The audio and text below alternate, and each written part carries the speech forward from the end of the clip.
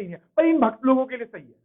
भक्त लोग छुपे हुए हैं, भक्त लोगों को सामने आना चाहिए। आप भी तो एक उनको देखिए, अगर यहीं पे आरोपी अगर अब्दुल होता, सड़कों पे प्रोटेस्ट हो रहे होते, सोशल मीडिया पे ट्रेंडेंसी चल रही होती, और आपका मीडिया, ये जो गोदी मीडिया है, वो बैठ के अब्दुल के ड्राइविंग लाइसेंस, जितने भी अब्दुल रहते हैं इस देश के अंदर, जितने भी मुस्लिम लोग रहते हैं इस देश के अंदर, उन सबके ड्राइविंग लाइसेंस सीज कराने की मांग कर रही हो। नारंगी खटमलो, उठो, अपनी सोच से ऊपर उठो।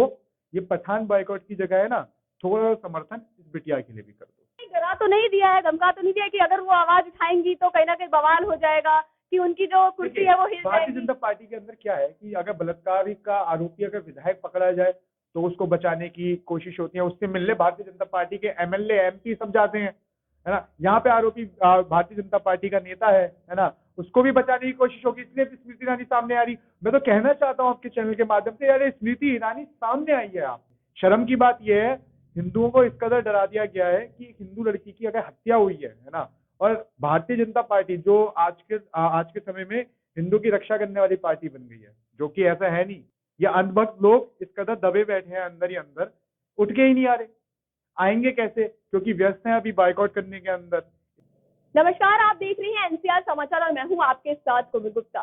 दिल्ली के राजधानी से 31 दिसंबर को एक दिल दहलाने वाली खबर सामने आई और उस खबर को सुनकर सभी के होश उड़ गए। आपको बता दूं, एक मासूम लड़की को 13 किलोमीटर तक लगभग घसीटा जाता है कार से टक्कर मारने के बाद। आप सभी जानते हैं कि दिल्ली से ये पहली घटना नहीं है, इससे पहले भी कई ऐसी घटनाएं सामने आ चुकी हैं जिसमें एक दिल को दहलाने वाली खबर सुनने को मिलती है। उसके बाद जो है इस मामले में ऐसी जांच पड़ताल भी होती है, उसमें आरोपी भी गिरफ्तार हो जाते हैं। लेकिन अगर मैं बात करूं नेताओं की, राजनीतिक जो कि इन सब चीजों में हमेशा दखल अंदाजी करते नजर आते थे, प्रोटेस्ट करते नजर आते थे, अब वो कहीं ना कहीं शांत दिखाई दे रहे हैं। मेरे साथ इसी चीज को लेकर मोहित गौर मौजूद है, जो कि एक हनुमान भक्त भी अपने आप को कहते हैं। इनसे भी बातचीत करेंगे इसी मुद्दे पे कि क्या कहते हैं ये। दिल्ली के राजधानी से इतनी बड़ी खबर सामने आई है कि एक लड़की को 13 किलोमीटर तक घसीटा जाता है, इस पर आपका क्या कहना है? देखिए, बहुत बहुत शुक्रिया कोमल जी, आपके सभी दर्शकों को मेरी तरफ से जय श्री राम।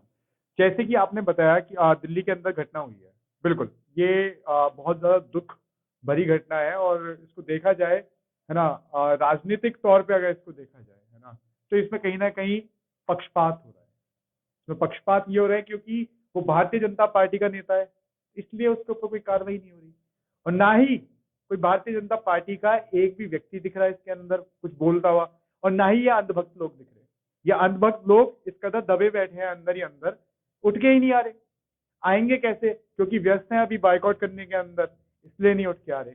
शर्म की बात यह है, हिंदुओं को इस कदर डरा दिया गया है कि एक हिंदू लड़की की अगर हत्या हुई है ना, और भारतीय जनता पार्टी जो आज के समय में हिंदू की रक्षा करने वाली पार्टी बन गई है, जो कि ऐसा है नहीं, ठेकेदार नहीं है वो, है ना, पर यहाँ पे उठ के उनको आवाज उठानी चाहिए थी, क्योंकि एक महिला, एक बेटिया, है ना, सबके घरों में माँ बहन बेटियां होती हैं, उसकी हत्या हुई है, उसके अंदर निष्पक्ष कार्रवाई होनी चाहिए, उसके अंदर बचाव नहीं होना चाहिए, है ना।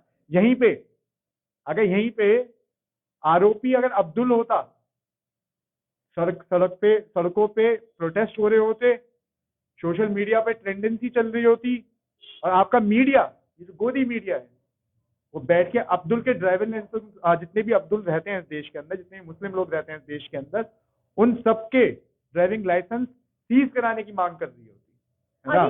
तो इसको देखिए, इसको देखने का और सोचने का विषय है कि अपराधी हिंदू, बेटिया हिंदू, है ना, पर कोई भी व्यक्ति नहीं उठने को तैयार, कोई व्यक्ति इस चीज के ऊपर बोलने को भी तैयार नहीं है। क्यों नहीं तैयार है? होना चाहिए ना। अब इस टाइम पे कौन सी गुफा में छुपी बैठी है स्मृति ईरानी, की स्मृति ईरानी के पास महिला बाल आयोग है, उनको बोलना चाहिए, उनको आना चाहिए सामने। महिला को कहीं डरा तो नहीं दिया है, धमका तो नहीं दिया कि अगर वो आवाज उठाएंगी तो कहीं ना कहीं बवाल हो जाएगा, कि उनकी जो कुर्सी है वो हिल जाएगी। भारतीय जनता पार्टी के अंदर क्या है कि अगर बलात्कार का आरोपी अगर विधायक पकड़ा जाए तो उसको बचाने की कोशिश होती है, उससे मिलने भारतीय जनता पार्टी के एमएलए एमपी सब जाते हैं, है ना। यहाँ पे आरोपी भारतीय जनता पार्टी का नेता है ना, उसको भी बचाने की कोशिश होगी, इसलिए स्मृति ईरानी सामने आ रही। मैं तो कहना चाहता हूँ आपके चैनल के माध्यम से, यार स्मृति ईरानी सामने आई है। आप आइए बाहर निकल के, आपको आना चाहिए अब बाहर निकल के। और आपके पास जब इतना विशेष, इतना बड़ा जिम्मेदाराना मंत्रालय है, आप महिला एवं बाल विभाग की आप मंत्री हैं, वो भी कैबिनेट का सबसे बड़ा चेहरा हो आपको आना चाहिए सामने, आपको इस देश की जनता को एक्सप्लेन करना चाहिए कि इस केस के अंदर कोई पक्षपात नहीं होगा, इस केस के अंदर कोई चीज के ऊपर मतलब कि सपोर्ट नहीं किया जाएगा। पर क्या करें, अफसोस की बात है, आप कुलदीप सेंगर जैसे जो बलात्कारी जो लोग थे, आप उनका समर्थन करने के लिए आपके एमपी और एमएलए उनसे मिलने जा सकते हैं। तो इसमें शर्म की बात है कि उनको बोलना चाहिए, भारतीय जनता पार्टी के लोगों को, नेता को आके माफी मांगनी चाहिए और इस देश की जनता के सामने जो इन्होंने दोहिया एक मुहिम चला रखी है, बेटी पढ़ाओ बेटी बचाओ की, क्या है, सब फर्जी बातें हैं, सब फर्जी वाला चल रहा है। अफसोस है, दिल में दर्द होता है, क्योंकि हमारे घर में भी माँ बहन बेटियां हैं और आप भी एक बेटियां हैं, है ना। आवाज उठानी चाहिए ना।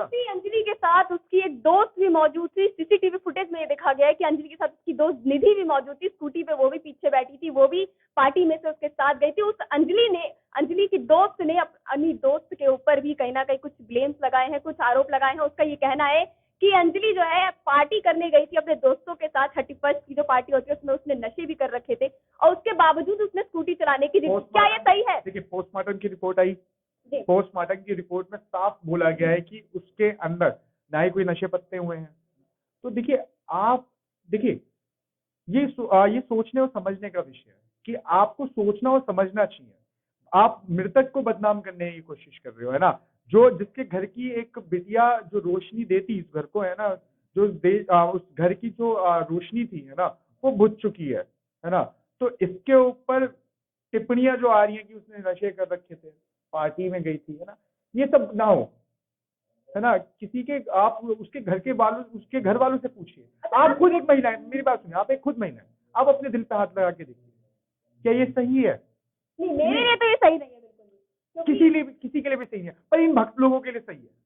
भक्त लोग छुपे हुए हैं, भक्त लोगों को सामने आना चाहिए। आप भी तो उनको देखिए, मैं भी पूजा करता हूँ, मैं भी भक्त हूँ, है ना, पर मैं उन अंध भक्तों को टारगेट कर रहा हूँ। ये जो नारंगी संतरे जो है, जिनको मुद्दा क्या लग रहा है इस टाइम पे, पठान, है ना, जिनको मुद्दा क्या लग रहा है, भगवा कलर, है ना, जो रंगों के ऊपर उलझे पड़े अभी तक, है ना, उनको वहीं पे हैशटैग उस बिटिया के लिए उठाना चाहिए था, उसके लिए आवाज उठ के आना चाहिए था, है ना। और मैं तो दिल से चाहता, और मैं खुले आपके चैनल के माध्यम से बोल रहा हूँ आपके सभी दर्शकों को, कि मैं खुल के खुद समर्थन में आ जाता भारतीय जनता पार्टी के। अगर ये लोग आके, भारतीय जनता पार्टी के बड़े बड़े नेता जितने भी हैं, स्मृति ईरानी हुई, आपका मोदी जी हुए, आपका देखिए, वो तो आते ही नहीं किसी चीज के अंदर, उनकी भी गलती नहीं है। वो 17 घंटे काम कर रहे हैं, वो बहुत बड़ा विकास करने में लगे हुए हैं, है ना, और वो हिंदू राष्ट्र बनाने, विकास कर रहे हैं। मैं तो बोल रहा हूँ कि वो विकास कर रहे हैं, मैंने कोई उनकी बुराई नहीं करी अब, है ना। वो विकास कर रहे हैं इस टाइम पे, है ना, 17 घंटे काम कर रहे हैं इस टाइम पे, है ना। और इतना काम कर दिया उन्होंने कि पहले तो लोग हिंदू मुस्लिम के नाम पे एक दूसरे को काटने को तैयार थे, और आज रंगों के ऊपर लड़ने को तैयार है। पर ये मैं एक चीज में बोलना चाहूंगा, देखिए मुद्दा कहीं और घूम गया। मैं ये बोलना चाहूंगा कि देश की बिटिया के लिए आवाज उठनी चाहिए, और नेताओं को बिकनी देखना बंद कर देना चाहिए, संतों को बिकनी देखना बंद कर देना चाहिए। महिलाओं को देखो, उनको सुरक्षित रखो। नशे में थे लोग तो ये भी कहते हैं कि महिलाएं कहीं ना कहीं अपने कपड़ों के पहनावे की वजह से इन सब चीजों में मतलब लड़की के पहनावे से किसी की नियत के बारे में ये बोला जा सकता है, ये सही है कहीं ना कहीं? देखिए, ये लोग बताएंगे कि महिला को क्या पहनना चाहिए, ये लोग सिखाएंगे कि महिला को क्या पहनना चाहिए। ये लोग होते कौन है? ठेकेदार बन गए हैं क्या ये आपके ठेकेदार हैं? आप इनके कहने से पहन के जाएंगे कि आपको क्या पहनना क्या नहीं पहनना, है ना। ये खुद है ना, नीचे लुंगी पहन लेंगे भगवा कलर की, है ना, और अपना कॉरिडोर में घूमते हुए आएंगे मस्त तरीके से, है ना।